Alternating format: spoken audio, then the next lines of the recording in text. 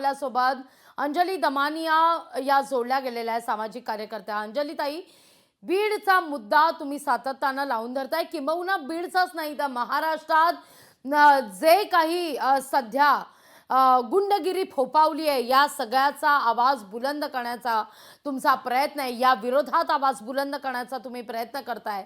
बीडमध्ये एक व्हिडिओ समोर येतो ना येतो, एक दुसऱ्यावर आरोप करतो ना करतो, तो दुसऱ्याचा व्हिडिओ समोर येतो. आता खोक्याचा व्हिडिओ व्हायरल झालेला होता, वाल्मिक कराडचं प्रकरण होतं, तोपर्यंत संदीप क्षीरसागरांचं प्रकरण समोर येतं, स्वीय सहाय्यकाचं. इतकंच नाही तर आता प्रकाश सोळंके.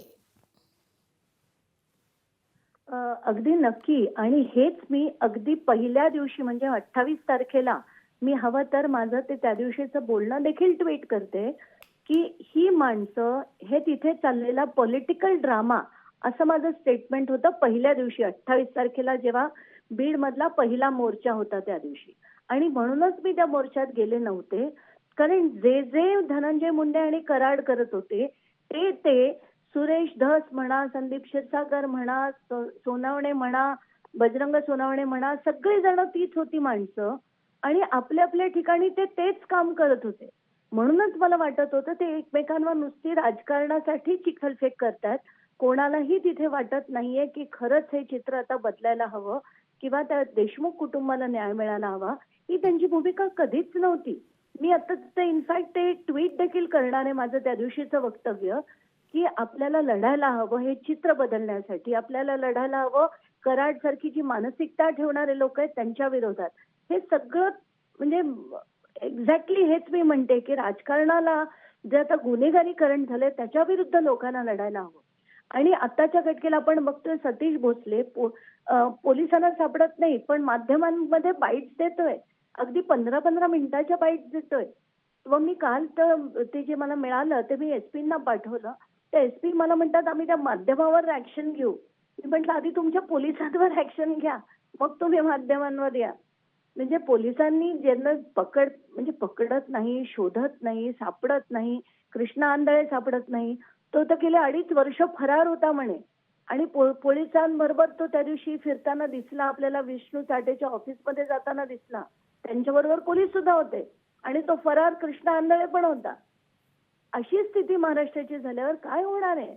अंजलीताई, खरं तर असं म्हटलं जातं की राजकारण 20% आणि 70% समाजकारण करावं लोकप्रतिनिधीनं राजकारणात आल्यावर. पण इथं मात्र समाजकारणाऐवजी गुंडागिरीच मोठ्या प्रमाणावर पाहायला मिळते. Correct, correct. एकदम ते आता 70-80% फक्त वसुलीकरण करतायत ते, बाकी काही नाही.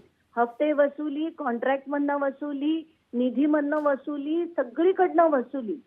आणि जो पैसा आपण कर म्हणून भरतो ह्या लोकांपर्यंत ज्यांना ज्यांना आपण देण्यासाठी तो देतो, क्रॉस सबसिडी म्हणा किंवा इन्फ्रास्ट्रक्चरसाठी देतो, तो तिथपर्यंत कधी जात नाही. हेच तर दुर्दैव आहे आपलं. अंजलीताई, अगदी शेवटचा सवाल विचारते मी. खरं तर थेट विचारते मी, ठिगळं हो. कुठं कुठं लावणार? काय होतं, एका मुद्द्यावर आपण बोलायला उभे राहतो, बीडच्या प्रश्नावर बोलायला उभे राहतो, पुन्हा तोच पुनरुच्चार. तोपर्यंत दुसरा एक व्हिडिओ, दुसरं एक प्रकरण, दुसरं एक भ्रष्टाचाराचं प्रकरण, हे सातत्यानं महाराष्ट्रात घडत आहे. कधी बीडमध्ये दहशत आहे तर कधी पुण्यामध्ये दहशत आहे. नाही, नक्कीच. कशावर जो तुम्ही मुद्दा पहिल्या प्रेस कॉन्फरन्समध्ये उपस्थित केलेला, त्यावर मला खरं तर तुमच्याकडून उत्तर हवंय. ही सिस्टीम बदलण्याकरता आता काय करणं नितांत गरजेचं आहे? तर सिस्टीम बदलण्यासाठी आता मागच्या 10 वर्षात 7.5 वर्ष असलेल्या गृहमंत्र्यांना खूप ठोस पावलं उचलण्याची गरज आहे.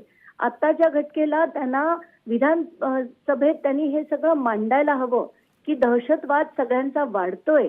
तुम्ही जे कार्यकर्ते म्हणताय ते कार्यकर्ते नाहीच आहेत. ते सगळे फक्त पैशाची लालची माणसं आहेत, जी तिथे त्यांना जी चिकटली आहेत गुळासारखी. गुळाला जसा मुंगळा चिटकतो तसे हे जे या मोठ्या नेत्यांना चिटकतात ते कशासाठी? त्यांना कॉन्ट्रॅक्ट हवे असतात, त्यांना एक ना एक कुठून वसुली करायची असते, हप्ते काढायचे असतात, खंडणी काढायची असते. आणि हे बदलण्यासाठी आमदारांना सगळ्यांना लाईनीवर आणण्याची गरज आहे. दुसरं म्हणजे पोलिसांना सेन्सिटाईज करण्याची गरज आहे. खूप गरज आहे आत्ताच्या घटनेला. किती ठिकाणी तुम्ही आज जर आपण तू आणि मी जर आपण पोलीस स्टेशनला गेलो एक FIR करायला, बिलकुल होत नाही आपला FIR. अशी किती उदाहरणं आहेत. म्हणजे लोक तिथे जाऊन जाऊन पायऱ्या झिजवतात, पण चपला झिजवतात, पण त्यांचा FIR काही होत नाही. अशी जी दुर्दैवी स्थिती आहे ना, ती बदलण्याची गरज आहे. अगदी ताई, खूप खूप धन्यवाद आमच्याशी संवाद साधला त्याबद्दल. लोकशाही मराठी ऐका, पहा, जागरूक रहा.